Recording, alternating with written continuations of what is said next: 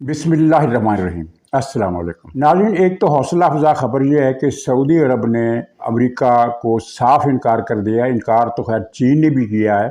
और दूसरा ये है कि गज़ा में शुमाली गज़ा पर कब्ज़े का हतमी फ़ैसला कर लिया गया और प्लान ये है कि कुछ हफ्ते तक या एक दो महीने तक ये कब्ज़ा बरकरार रखा जाएगा, जिसके बाद इसका कंट्रोल PLO को दे दिया जाएगा। PLO वो तंजीम है जिसका कंट्रोल मगरबी किनारे पर है और इस कंट्रोल को हम नाम निहाद कंट्रोल कहते हैं, क्योंकि मगरबी किनारे में बिखरे हुए कस्बात हैं। एक कस्बा इसराइल के पास है, एक फ़लस्तीनी अथॉरिटी के पास है।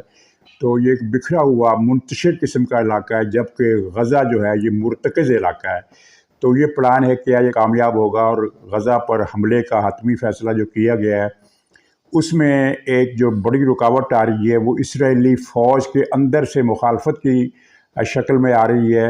वो कहते हैं कि गज़ा में इन्होंने कुछ बहुत ज़्यादा स्ट्रेटजिक किस्म की बारूदी सुरंगें बिछाई हुई हैं, ऐसी सुरंगें जिनको आम मशीनें पकड़ नहीं सकती।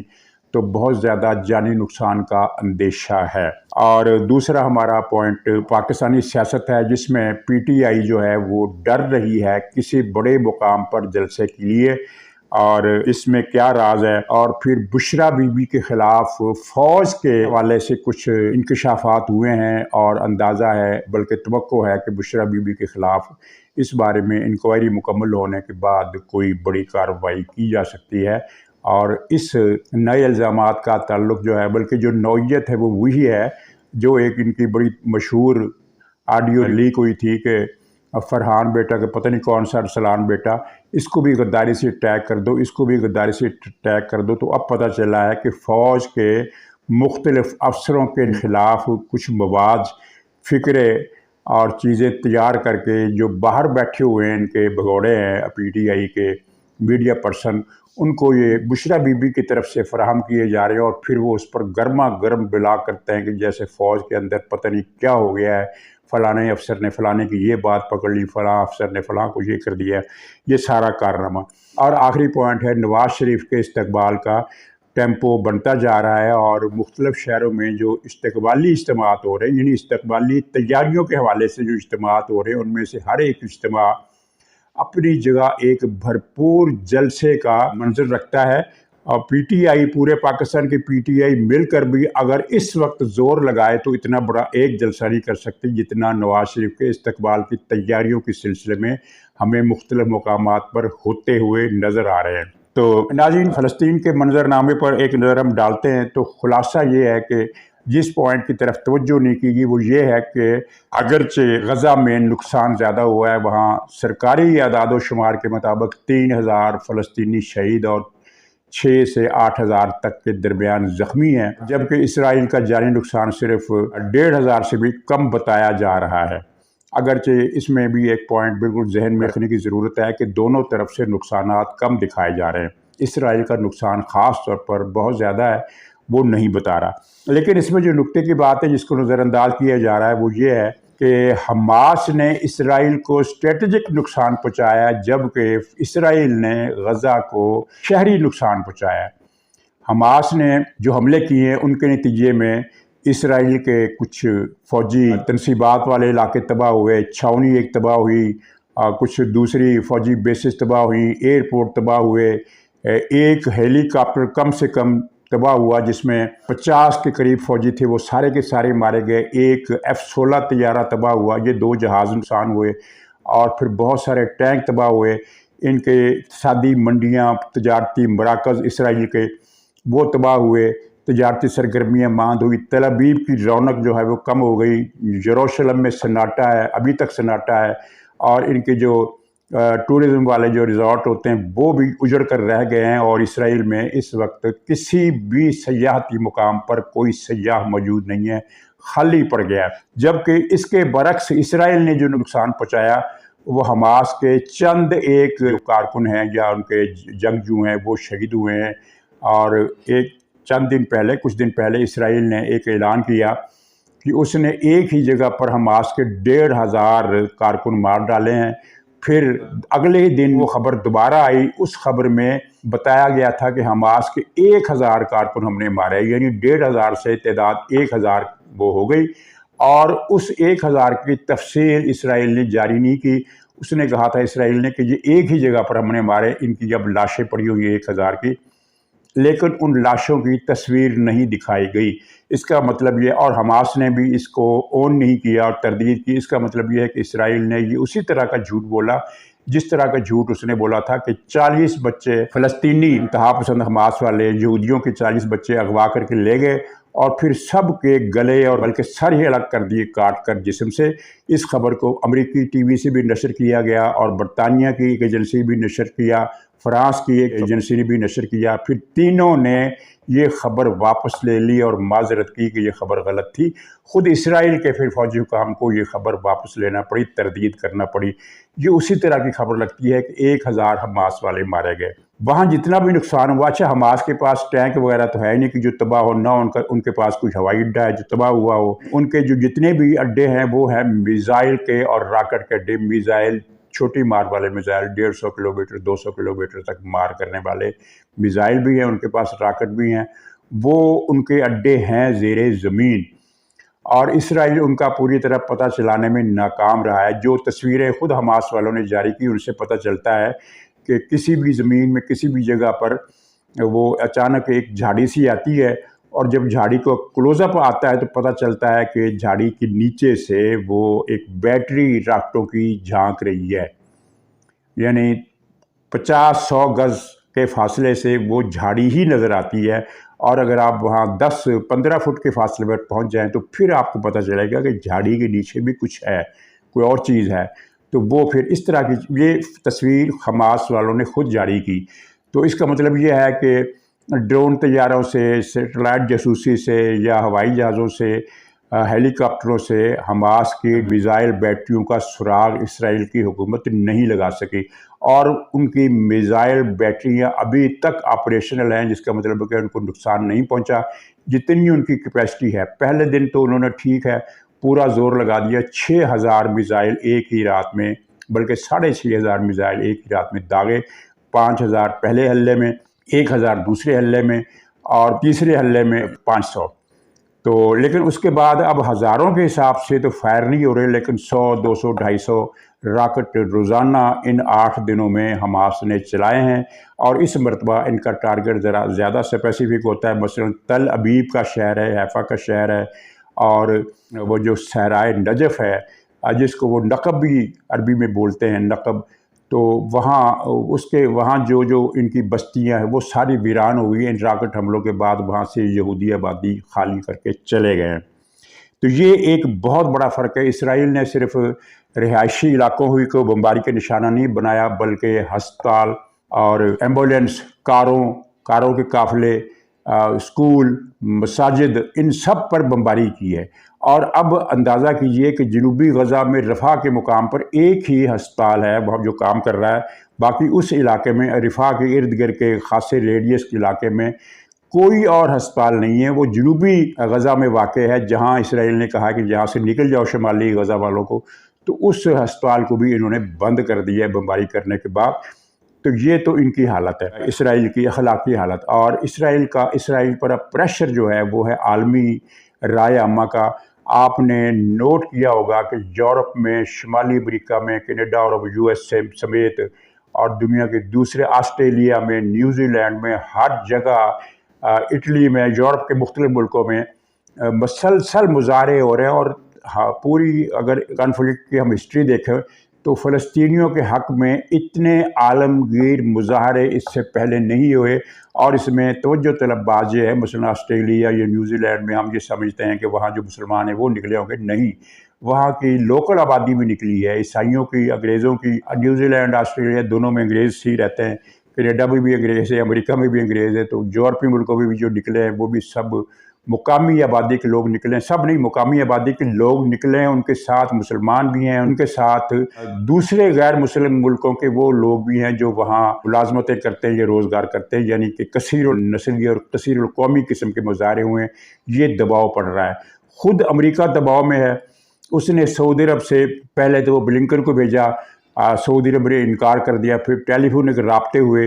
अमेरिका का प्रेशर ये है कि सऊदी अरब इस वक्त कोई मुसालहत का किरदार अदा करे, यानी अमेरिका को फिक्र है कि ये इस मामले को लपेटा जाए, ये कहीं मामला इसराइल के ज़्यादा नुकसान का बायस ना बन जाए। तो सऊदी अरब ने इनकार किया और वाज़ेह किया है कि पहले इसराइल अपनी जारहियत बंद करे, फिर हम कुछ सालसी की मसालत कर सकते हैं। और दूसरा उससे बड़ा पॉइंट मैं आपको बता रहा हूँ कि सऊदी अरब ने मुस्तकबिल में भी इसराइल के साथ मुज़ाकरात और ताल्लुकात का वो सिलसिला बहाल करने से इनकार कर दिया है कि यानी ये इसका ताल्लुक सिर्फ इस बात से नहीं है कि हालिया तनाज़ा ख़त्म हो जाए, हालिया जंग ख़त्म हो जाए, बल्कि ये चीज़ आइंदा भी जारी रहेगी। और इस सिलसिले में बताया गया है, बल्कि मालूम सबको हो गया है, ग़ालिबन जितने भी हल्के हैं इस मामले से कंसर्न जो रिलेटेड लोग हैं, सबको पता चल गया है कि सऊदी अरब के अंदर से अवामी दबाव भी है, शाही ख़ानदान का दबाव भी है और आले शेख का दबाव भी है। आले शेख को पिछले दिनों सऊदी अरब में ज़रा कार्रर कर दिया गया था, जो कि 20वीं सदी के शुरू में जो एक इंतज़ाम तय पाया था जब सऊदी मुमलकत की बुनियादें रखी जा रही थी कि 2 पार्टनर होंगे, एक आले सऊद जो हुक्मरानी करेगा, एक आले शेख जिनका ताल्लुक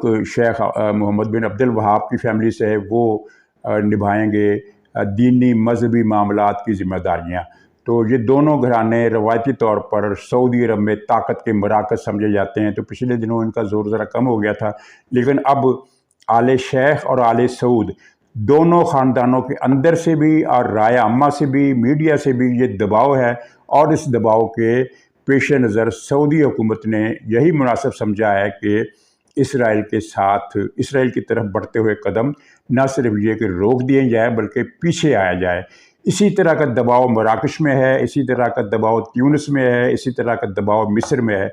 मिस्र में एक कट्टर यहूदी मुसलमान के रूप में मुल्क का सदर है और इस्टेब्लिशमेंट के अंदर जितने भी जनरल हैं उनकी अक्सरियत का ताल्लुक यहूदी पस मंज़र से है। यानी सीसी ने मिस्री फ़ौज में उन लोगों को ऊपर ओहदे दिए जो यहूदी पस मंज़र रखते हैं। यहूदी पस मंज़र से मुराद ये है कि बाप बेशक यहूदी ना हो लेकिन माँ यहूदी हो, और माँ को आप समझते हैं कि यहूदी मज़हब में नस्ल माँ के नाम से चलती है, बाप के नाम से नहीं। तो ये सारी चीज़ें जो मिडिल ईस्ट में हम देख रहे हैं कि एक दबाव की कैफियत है अपने हुक्मरानों पर, जिसकी वजह से मिस्र जैसा मुल्क भी है वो भी इसराइल के हमलों को रोकने का मुतालबा करने पर मजबूर हो गया। वरना सीसी तो ये चाहता होगा कि ये जो नेतन्याहू है ये नपाम बम, फास्फोरस बम, इस तरह के बम मत इस्तेमाल कर रहे, बल्कि सीधा एटम बम चलाकर सारे फ़लस्तीनी दुनिया से मिटा दे। इसी तरह उर्दन का हुक्मरान ख़ानदान जो है वो फ़लस्तीनियों का जानी दुश्मन है। उसने ज़ियाउल हक़ के ज़रिए वहाँ फ़लस्तीनी अवाम की इतनी बड़ी तादाद कत्ल की थी कि इलाकों के इलाके और शहरों के शहर वीराने बन गए थे। वही ज़ियाउल हक़ साहब जो हमारे पाकिस्तान के हुक्मरान रहे, तो वो ख़ानदान भी यहूदियों का अपने फ़लस्तीनियों का सख्त दुश्मन है। लेकिन उर्दन में जिस तरह के मुजाहरे हुए हैं उसके बाद वो उर्दन का शाही ख़ानदान भी इसराइली जारहियत की मज़म्मत करने पर मजबूर हो गया। अब चीन के साथ राब्ता हुआ है कि मुसालत के लिए कोई फार्मूला निकालो, कुछ दबाव, कुछ बताओ हमें क्या करना है। तो चीन ने हैरत अंगेज़ तौर पर साफ इनकार कर दिया, यानी गोल मोल इनकार नहीं किया कि अगर आप ये करेंगे तो फिर ये हो जाएगा, नहीं, गोल मोल इनकार नहीं किया। उसने कहा है कि आप अपनी ज़िम्मेदारी निभाएं, बाद में हमसे बात करें। इससे बढ़कर साफ इनकार क्या होगा। ये अमेरिका के लिए बड़ा तौहीन अमेज़ और खिफ़त अमेज़ जवाब है, रद्द-ए-अमल है। और उम्मीद जो है वो तो ज़ाहिर है किसी से नहीं है, ना तो चीन वहाँ फ़ौज भेजेगा, ना कोई मुसलमान मुल्क फ़ौज भेजेगा, ना कोई और चीज़ आएगी। जो भी सहारा है वो तो गज़ा वालों की अपनी हिम्मत और सब्र पर है। जहाँ बच्चे कत्ल हो रहे हैं, औरतें कत्ल हो रही हैं और मुसलसल कत्ल हो रही हैं। कल एक रात में 450 आदमी बमबारी में शहीद हुए। अंदाज़ा करें कि हर रात अगर 450-500 आदमी शहीद हों तो एक महीने में उनकी तादाद कितनी बन जाती है, कोई उम्मीद नहीं है। लेकिन आलमी राय आमा का जो दबाव है वो एक दूसरा फैक्टर हो सकता है फ़लस्तीनियों की इमदाद के लिए। तो अब प्लान जो है वो उसके मुताबिक आज इसराइली फ़ौज शुमाली गज़ा में दाखिल हो जाएगी। ये अब तक का प्लान है, और अगर आज वो दाखिल नहीं होती तो इसका मतलब ये है कि बारूदी सुरंगों का खौफ और फ़ौज के अंदर से जो मुज़ाहमत हो रही है, जो मुखालफत हो रही है, चाहे वो माइनॉरिटी में है या जो भी है, वो उसके पेश नज़र इसराइल शायद फ़ैसला नहीं कर सका, ये हम समझ सकते हैं। लेकिन आज इंतज़ार करें, यानी किसी वक्त दिन के 10-11 बजे के बाद कि शायद वो हमला कर दे। नाज़रीन, पिछली वीडियो में मैंने इमरान खान की एक वो वीडियो चलाई थी, क्लिप चलाया था हामिद मीर के साथ, और उसमें एक फ़िक्रे का मैं ज़िक्र करना भूल गया जो कि मेरा बड़ा ब्लंडर था। उसमें इमरान खान ने ज़ैक गोल्डस्मिथ को, जिसने 2 ट्वीट्स जारी किए हैं एक के बाद एक, दूसरी ट्वीट में उसने ये भी लिखा कि ये जो लाखों हज़ारों लाखों का मुजाहरा हुआ है लंदन में, ये बेगुनाह इसराइलियों के कत्ल का जश्न मनाने के लिए वो इस तरह की बातें लिखी हैं। कट्टर यहूदी सहूनी, एक नापाक वजूद। तो इमरान खान ने उस हामिद मीर वाली क्लिप में उसने ज़ैक को, वो तो मैंने बता दिया ना कि ईमानदार भी कहा और ये भी कहा कि अल्लाह की रज़ा के लिए कर रहा हूँ। उसमें एक जो फ़िक्रा था जो मैं नहीं उसका ज़िक्र कर सका प्रोग्राम में किसी और वजह से, उसने कहा ज़ैक गोल्डस्मिथ सादक और अमीन है। सादक और अमीन है, यानी सादक और अमीन, सबको पता है कि सादक और अमीन मुसलमानों में ये एक ऐसी इस्तिलाह है जो अगर बैक वक्त इस्तेमाल की जाए तो सिर्फ़ एक हस्ती के लिए इस्तेमाल होती है, किसी दूसरी हस्ती के लिए नहीं। यानी आप किसी आदमी को एक मरहले पर सादक कह सकते हैं कि यार ये सच्चा आदमी, ज़ाहिर एक लफ्ज़ है, सादक टर्म नहीं है। जिस तरह अलैहिस्सलाम, इसका माना है कि वो उस पर सलामती हो, तो सलामती की दुआ तो हम हर एक के लिए कर सकते हैं, यानी अपने महल्लेदार के लिए भी कर सकते हैं कि उस पर अल्लाह की सलामती हो। लेकिन अलैहिस्सलाम की जब एक टर्म बन गई है साहब अपने अनबिया कराम के लिए, तो फिर हम अपने किसी पड़ोसी, अपने किसी रिश्तेदार के लिए अलैहिस्सलाम का लफ्ज़ इस्तेमाल नहीं कर सकते, क्योंकि ये इसका मतलब ही कुछ और फिर निकल आएगा। और इसी तरह किसी को आप अमीन भी कह सकते हैं, लेकिन सादक और अमीन जब इकट्ठा इस्तेमाल होगा तो ये एक इस्तिलाह है जो ख़ास रसूल पाक के लिए इस्तेमाल होती है। इस नापाक, नजस, पलीत, मरदूद शख्स ने, जिसका नाम इमरान खान है, जो इस्लाम का दुश्मन है और रिसालत माप का दुश्मन है, उसने जानबूझकर ज़ैक गोल्डस्मिथ के लिए सादक अमीन का लफ्ज़ इस्तेमाल किया। मुझे हैरत है, मैंने तो खैर चलो अपने आप पर मैं हैरत नहीं करता, क्योंकि मैंने तो हामिद मीर का ये प्रोग्राम देखा ही नहीं था। लेकिन इस प्रोग्राम को लाखों दूसरे अफराद ने देखा होगा, क्योंकि ये मकबूल पाकिस्तान के टीवी के जो मकबूल प्रोग्राम हैं उनमें शुमार होता है। इसको लाखों लोगों ने देखा होगा और किसी ने इसको नोटिस नहीं किया कि इस शैतान मरदूद इमरान खान ने, खुदा इस पर और इसकी नस्लों पर लानत करे, इसने ज़ैक गोल्डस्मिथ को सादक और अमीन करार दिया और किसी ने इस बात का नोटिस नहीं लिया। यानी इमरान खान की, वैसे पाकिस्तान में एक बड़ी बदकिस्मती है कि इमरान खान ने 50 मौके पर रसालत माप सल्लल्लाहु अलैहि वसल्लम की गलीज़ तरीन तौहीन की है, और लेकिन इसको ये सारी तौहीनें माफ़ है, लेकिन फिर भी हर तौहीन पर कुछ ना कुछ, किसी न किसी का बयान थोड़ा बहुत आ जाता रहा, जिसके बाद मामला ठंडा हो जाता रहा। बल्कि ठंडा क्या, वो गर्म होने ही नहीं पाता, सिर्फ सरसरी सा जिक्र करते हैं लोग कि इमरान खान ने ये फ़िक्रा गुस्ताखी का बोला, उसके बाद बात ख़त्म। लेकिन ये फ़िक्रा, इस पर तो कोई रद्द अमल मुझे मेरी याददाश्त में है ही नहीं। मैंने खुद ये कल फ़िक्रा, जब ये हामिद मीर की ये क्लिप जो है सोशल मीडिया पर दोबारा आया, तो मैंने सुना कि चलो बाकी, इसने कहा ये ईमानदार है, ये सच्चा है, ये नेक है, और अल्लाह की रज़ा इसी में है कि ज़ैक गोल्डस्मिथ की हिमायत की जाए। लेकिन साथ ही उसको सादक और अमीन कह दिया, और किसी ने इसको आज तक किसी ने इसका नोटिस ही नहीं लिया। उसका मैं कैरेक्टर को जानता हूँ, ईमानदार आदमी है, सच्चा आदमी है, इंसाफ करने वाला है, सादक और अमीन है, मेरे ख्याल में वो है, तो इसलिए मैं उसे बैक कर रहा हूँ। ठीक है, लेकिन कुरान तो कहती है कि आप, अगर आपके माँ बाप भी गलत काम कर रहे हैं तो आप उन्हें कहें गलत है। हम तो सच के साथ खड़े होते हैं, तो मैं इसलिए सपोर्ट कर रहा हूँ। बहरहाल नाज़रीन, लाहौर में PTI ने कल जलसा करना था 15 तारीख को, और वो जो भी अदालत में मामला चला आपने देखा। उसके बाद जज साहब ने कहा कि अगर PTI जलसा नहीं करेगी तो फिर लाहौर में कोई दूसरी पार्टी भी जलसा नहीं कर सकती। वैसे ये कुछ अजीब सा बयान नहीं लगा आपको? ये जज से ज़्यादा किसी सियासी लीडर का बयान होता है। ये तो सियासी लीडर बयान किया करते हैं कि अगर हमें रोका गया तो फिर कोई भी जहाँ नहीं आ सकेगा। ये उनकी रवायती एक बोली है सियासतदानों की। तो ये जज साहब जो थे ये सियासतदान बन गए। बहरहाल इसको हम छोड़ते हैं।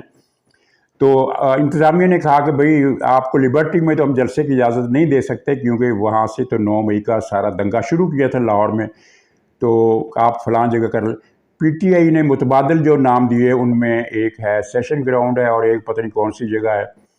سیشن عدالت کا سامنے جو چوک ہے، ہاں ایک لکشمی چوک اور ایک اسٹیشن کے نزدیک چوک.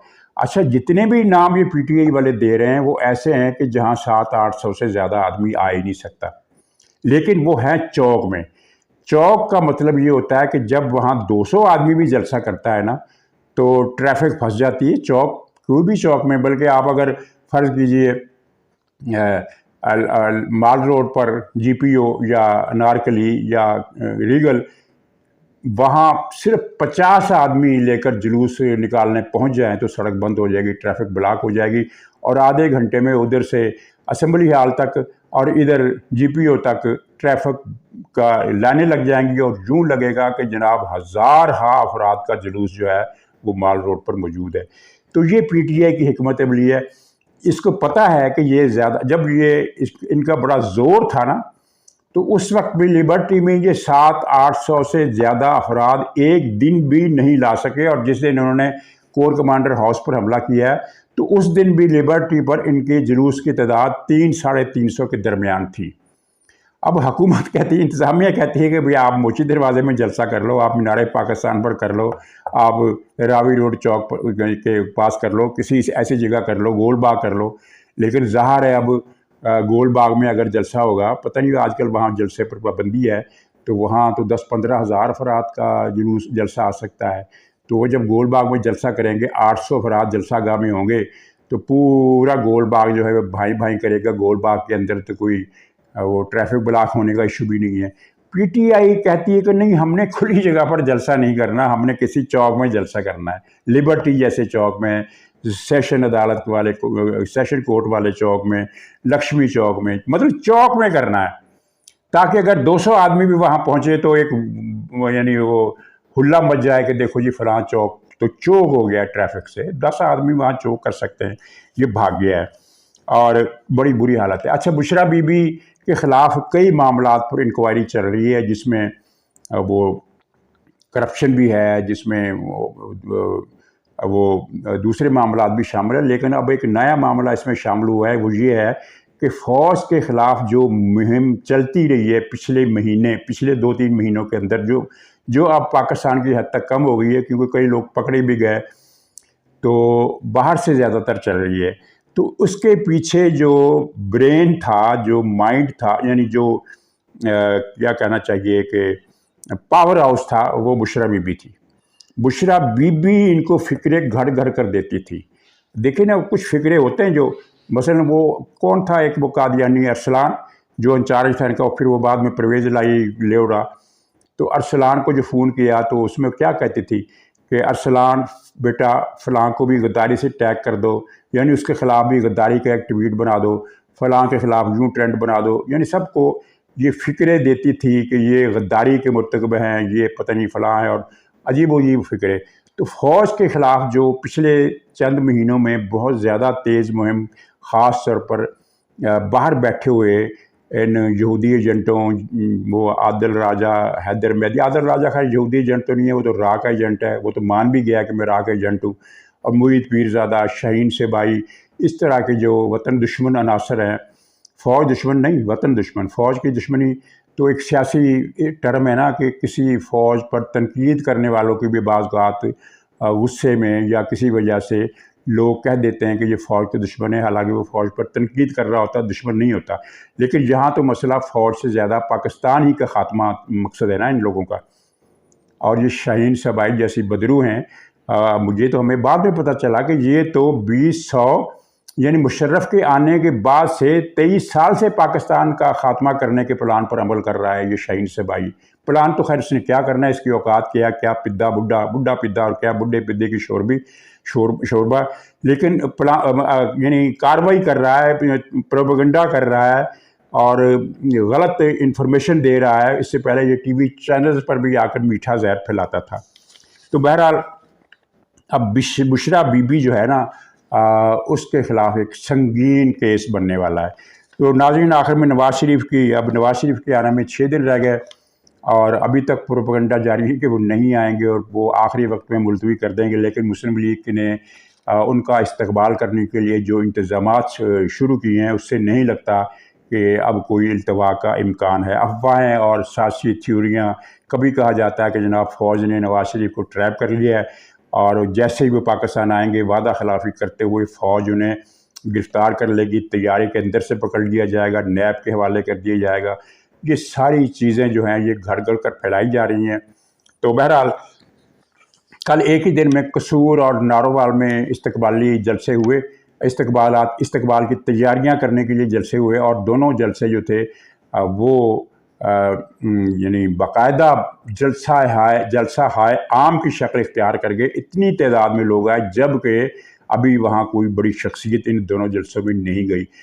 پرسوں کی بات ہے، وہ پنڈی کے راجہ قمر علیہ السلام صاحب، جن کو عمران خان نے خصوصی آرڈر دے کر رات کے وقت گرفتار کروایا تھا اور ان کو نااہل کروایا تھا اور گرفتار کروایا تھا، ان کے حلقے میں جو استقبالی تیاریوں کے لیے جو کنونشن ہوا وہ ایک جلسے کی شکل اختیار کر گیا۔ آپ نے دیکھے ہوں گے کلپ، بتانے کی ضرورت نہیں، میں صرف جلسے نہیں دکھا رہا بلکہ یہ بتا رہا ہوں کہ ان جلسوں میں جتنے لوگ شرکت کر رہے ہیں ان سے آپ اب اندازہ بنا سکتے ہیں کہ وہ ٹیمپو بن گیا ہے جو نواز شریف کے استقبال کے لیے مسلم لیگ کو چاہیے تھا۔